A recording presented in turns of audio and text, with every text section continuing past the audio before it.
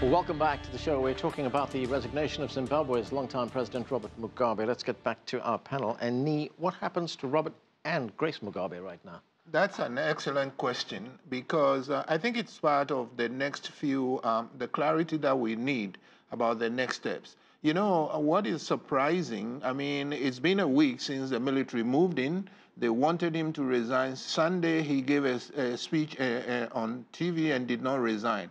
And then today, the letter shows up in Parliament, which says that he has resigned. The question is, that is very strange, and what conditions were attached? What was he given? Because in the 1 week that he wouldn't resign, there were statements and speculations that it's a question he's trying to negotiate something for himself and his family, including whether he stays in Zimbabwe or whether he goes into exile. So I'm sorry, this is a long way of saying it's unclear to me what happens to him. We will have to see in the next moments, which is also a great reason why I still think it will be a good idea for the two Southern African presidents, the Angolan president and the South African presidents, to go in, because is he going to be granted exile? Is he going to stay in Zimbabwe with what guarantees? When the two presidents talk to him and come out and say what is on, we will be able to see it. Because one other quick point, Mr. Mnangagwa, who now is slated to take over, Mr. Mugabe, from the reports yesterday, was talking to him in exile and saying, come back. And according to the reports, the former vice president said, no, he's not coming back because he doesn't feel safe. So now, if he's coming back, are the tables turned? Will Mr. Mugabe be safe in Zimbabwe? These are things that we are watching out for. But constitutionally, there is no reason why Mugabe cannot stay in Zimbabwe, right? He's resigned. Because, yes, I think so. And to me, that's the concern, because I want to stress that what was done, a lot of it was unconstitutional in my mind. It was unconstitutional, and therefore we cannot now rely on the Constitution to say that will protect him. And I want to really underline something that Joseph said in 1997, that set it all unraveling, because Britain and its Western supporters reneged on their pledge. And I think that is what got everything unrolling. Until then, they have had good relations with Mr. Mugabe, especially the first 10 years. Emira, how much support is there in Zimbabwe for the man who is slated to take over, Emmerson Mnangagwa? Well, I think there are many who worry, quite frankly, because of a history of human rights violations being involved in the massacre in Matabeleland. I mean, there's a lot to be concerned about, right? But I think overall, there is a sense that, you know, a new era was needed. And so there's almost a watch and see what will happen with many that you talk to throughout the country. I think what you have is young people who were really just clamoring for a change. And so I think many are saying, well, we'll take it one step at a time and give some sort of tacit support to how things are evolving and keep a watchful eye. I think this is the sense that people are very much paying attention to what's going on, will continue to be engaged. The protests that we see of excitement going on throughout the country will, I think, be followed by some very clear deliberations as to what's to come next for the opposition, what's to come next for faith-based leaders, for all of these forces of change throughout the country. I think they want a seat at the table, and they will continue to demand that.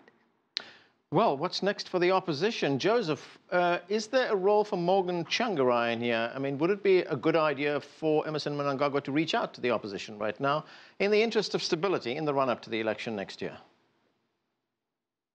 I think constitutionally there is an opposition, that's number one. Number two, my conversation with a number of players inside ZANU-PF, I'm not quite sure whether there's necessarily much appetite for that. But I think regardless, even in the event that there is no extension for that, I think, like other panelists have suggested, there is substantial goodwill inside Zimbabwe at the moment, that people are basically genuinely seeing this as a dawn of a new era and a possibility with a window of 8 months leading to elections. In fact, it could be argued that one of the things that they could be having conversations about, even if MDC does not join the government, is that they have a joint program to clean up, for example, the electoral register, which has been something which has been contentious, to deal with the issues to do with policing, to deal with the issues of the processes, the kind of quagmires that we see in Kenya, to ensure that going between now and the next elections, whoever the candidates are, that actually some of the experiences of the past do not come to the fore.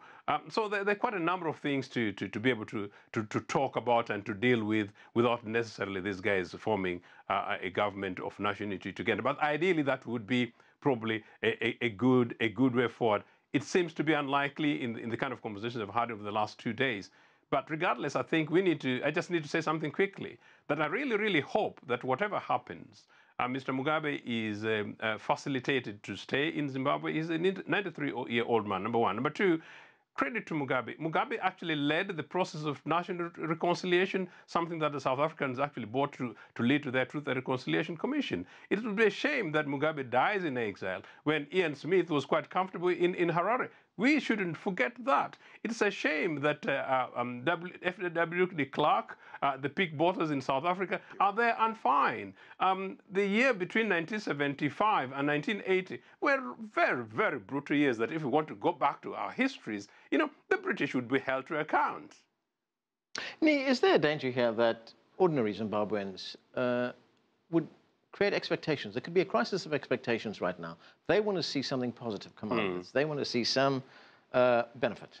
Oh, absolutely. I think, of course, I mean, I love the question. I think that's a great question because I do think there is the danger of the crisis of expectation, of expecting too much now. Let me say, I am not begrudging Zimbabweans. I mean, the economy has gone, I mean, the country has gone through the ringer. Even Mr. Mugabe himself, when he gave the speech on Sunday, said we have gone through a bad patch. So Zimbabweans deserve the relief that they are getting. But at the same time, I do strongly believe that there is the danger of expecting too much, especially because, Emira mentioned the youth. Well, the factions that happened inside ZANU-PF was the war veterans, Mr. Mnangagwa, versus the G40, which is really the youth. And the youth lost out because their leader was seen as Mrs. Mugabe. They were arrested. We haven't seen how many of them have been arrested.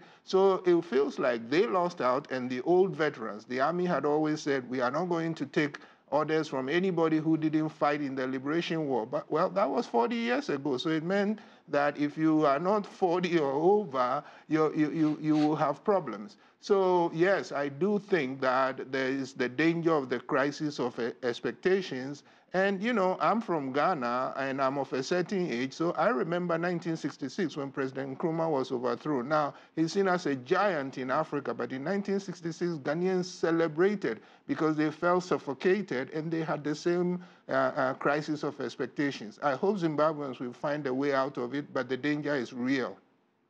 Emira, as we've been hearing, the economy has taken a battering in Zimbabwe, but there is a lot of potential, isn't it? This is a country that is naturally bestowed with a lot of resources. It's mineral rich. It's mineral rich. It has gold, fertile land. It was once diamonds. it was once a food exporter. Absolutely, absolutely. And I think that's, again, if we're going to give credit to Mugabe, saying this land is for us as Zimbabweans, right? I mean, I think this is, in a way, part of the value of his legacy, demanding that the resources actually serve the people. I think over the years, unfortunately, they served a small clique. Right. And so now is opportunity for really, the economy to work in the interest of all. And I think there's an opportunity for that to happen going forward. And I think the other thing we should not forget, and it's something that Bright Matonga mentioned earlier on, and that is, this is the country with the highest literacy rate in Africa. Highest literacy rate.